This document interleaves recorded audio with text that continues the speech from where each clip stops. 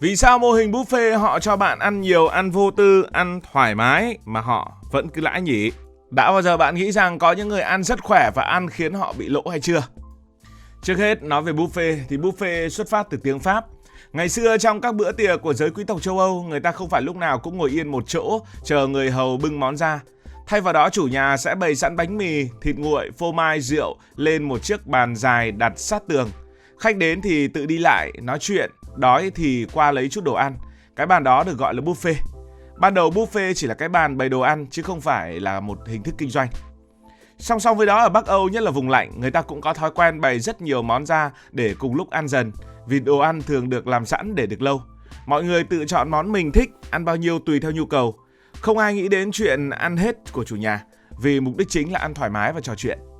Sau này khi khách sạn và du lịch phát triển, nhất là ở châu Âu và Mỹ, các nhà hàng nhận ra một điều rất thú vị.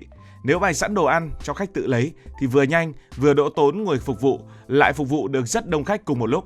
Thế là kiểu ăn buffet bắt đầu được đưa vào nhà hàng và khách sạn. Còn buffet ăn không giới hạn như bây giờ thì chủ yếu là do người Mỹ làm ra để kinh doanh. Họ gắn buffet với một mức giá cố định, quảng cáo rằng ăn bao nhiêu tùy thích.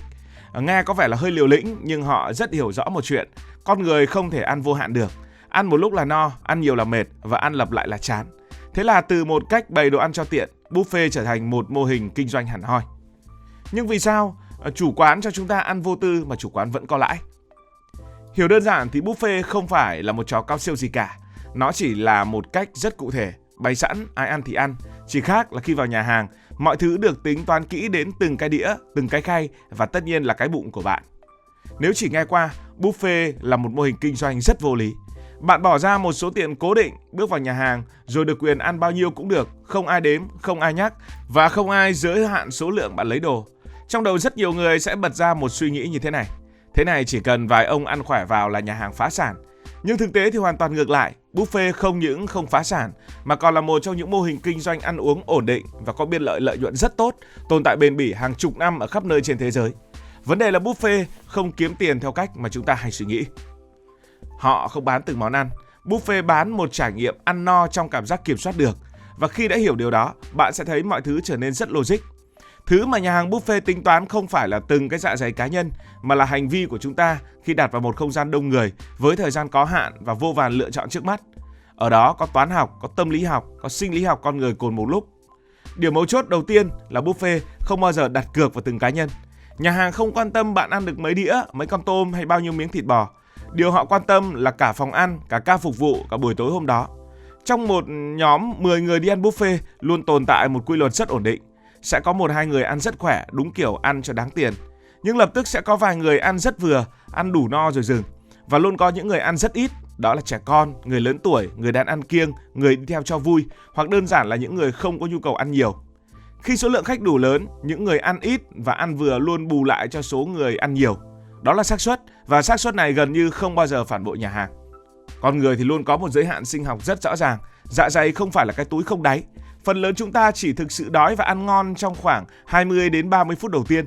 Sau đó cảm giác no bắt đầu xuất hiện, tốc độ ăn chậm lại và việc ăn tiếp chủ yếu là vì tâm lý, ăn cho bỏ tiền, chứ không vì nhu cầu của bản thân nữa. Nhưng chính trong giai đoạn này, đồ ăn không còn ngon như lúc đầu nữa. Cảm giác thỏa mãn giảm rất nhanh, nhà hàng buffet hiểu rõ điều này hơn ai hết. Nói tóm lại thì ăn không giới hạn chỉ là lý thuyết mà thôi, còn trên thực tế, chính cơ thể của chúng ta cũng phản đối điều này. Đó là về sinh học, còn về tâm lý học thì thực đơn buffet không được xây dựng ngẫu nhiên. Nhìn bề ngoài thì rất phong phú, rất hoành tráng, rất có lợi cho khách hàng. Nhưng nếu nhìn kỹ, bạn sẽ thấy phần lớn những món ăn trong buffet đều xoay quanh những nguyên liệu rẻ, dễ no và dễ chế biến. Rau củ theo mùa, các món tinh bột như là mì, bún, cơm, khoai, bánh, rồi các món chiên xào nhiều dầu mỡ, tất cả đều có chung một đặc điểm: chi phí thấp nhưng gây no rất nhanh. Vào mà táng một đĩa cơm rang thì thôi rồi. Chúng chiếm nhiều thể tích ở trong dạ dày nhưng không tốn nhiều tiền nguyên liệu. Khách hàng thì lại cực kỳ hay lấy những món này, nhất là trong lượt đầu tiên khi bụng còn đang rất đói và tâm lý còn háo hức, nhìn dầu mỡ là háo liền. Còn những món đắt tiền thì sao? Hải sản, thịt bò ngon, sashimi, đồ nhập khẩu, chúng luôn có mặt nhưng không bao giờ đóng vai trò trung tâm. Chúng thường được đặt ở vị trí không quá thuận tiện hoặc được phục vụ theo kiểu có nhân viên cắt sẵn. Khi có sự hiện diện của một con người khác, hành vi của chúng ta lập tức thay đổi. Chúng ta ngại xin nhiều, ngại quay lại nhiều lần và ngại đứng xếp hàng lâu chỉ để lấy thêm một tí thôi. Nhà hàng không cấm bạn ăn nhiều đồ đắt, họ chỉ tạo ra một rào cản tâm lý và phần còn lại bạn sẽ tự điều chỉnh. Thế nên, buffet thực chất là cuộc chơi của tâm lý học hành vi. Từ cái đĩa, cái thìa cho đến cách sắp xếp quầy thức ăn đều có dụng ý. Đĩa ăn trong buffet thường nhỏ hơn đĩa ăn ở nhà mình. Khi đĩa nhỏ, mỗi lần lấy đồ bạn sẽ lấy ít hơn và phải đi lại nhiều lần hơn nếu muốn ăn thêm. Và mỗi lần đứng dậy như vậy thì bạn lại phải chen vào dòng người, lại mất thêm một chút năng lượng, một chút hào hứng. Chính cảm giác lười xuất hiện rất nhanh, đặc biệt sau khi đã ăn no tương đối. Thứ tự các quầy buffet cũng không hề ngẫu nhiên. Những món rẻ, món rau, món tinh bột gần như luôn nằm ở vị trí đắc địa đầu tiên, nơi khách bắt buộc phải đi qua. Con người có xu hướng lấp đầy đĩa ngay từ đầu. Khi đĩa đã đầy, dù là bằng rau hay bằng mì, thì não của bạn sẽ gửi tín hiệu rằng đủ rồi, và bạn sẽ lấy ít những món ở phía sau hơn. Đến khi gặp các món đắt tiền thì cái khoảng trống ở trên đĩa và trong dạ dày đã không còn nhiều. Ăn buffet đông còn kéo theo một áp lực xã hội rất hay. Chúng ta ngại bị đánh giá là ăn quá nhiều, ngại đứng lâu một mình ở quầy đồ đắt trong khi người khác đã quay về bàn, ngại việc phải quay lại cùng một quầy quá nhiều lần. Không ai nói ra điều đó, nhưng gần như ai cũng cảm nhận được. Và việc ngại ngùng ấy đã giúp nhà hàng kiểm soát lượng thức ăn tiêu thụ mà không cần bất kỳ một quy định cứng nhắc nào. Một yếu tố khác giúp buffet trở thành mô hình sinh lời vì chi phí nhân sự thấp. So với nhà hàng gọi món, buffet không cần phục vụ quá nhiều bàn, khách tự lấy đồ, tự chọn món, thậm chí ở các buffet nướng, khách còn tự nướng cho mình. Nhà bếp chỉ cần chuẩn bị nguyên liệu theo quy trình, bổ sung khay khi cần, ít nhân viên hơn, đồng nghĩa với chi phí cố định thấp hơn, ít sai sót hơn, vận hành dễ dàng hơn rất nhiều. Nhưng nếu hỏi đâu là mỏ vàng thực sự của buffet thì câu trả lời lại không phải là đồ ăn, thế nào là cái gì? Đó là đồ uống. Đồ ăn trong buffet thường được nêm đậm hơn bình thường, mặn hơn hoặc ngọt hơn một chút, khiến khách nhanh khát. Cốc nước thì lại rất to, bạn uống càng nhiều nước, bạn càng ăn chậm lại và no nhanh hơn. Trong khi đó, giá đồ uống trong buffet thường cao gấp nhiều lần so với bên ngoài. Và vì đã bỏ một khoản tiền không nhỏ cho suất ăn, rất nhiều người không ngần ngại chi thêm vài chục nghìn cho đồ uống. Nhân lên cho cả bàn, cả ca, cả ngày, đây lại là một khoản lợi nhuận cực kỳ ổn định. Buffet cũng đặc biệt thích khách đi đông, gia đình, nhóm bạn, công ty là những đối tượng khách hàng lý tưởng. Trong những nhóm này, tỷ lệ người ăn ít luôn cao hơn. Trẻ em ăn rất ít nhưng vẫn trả tiền. Người lớn tuổi ăn vừa phải, người ăn kiêng chỉ chọn vài món.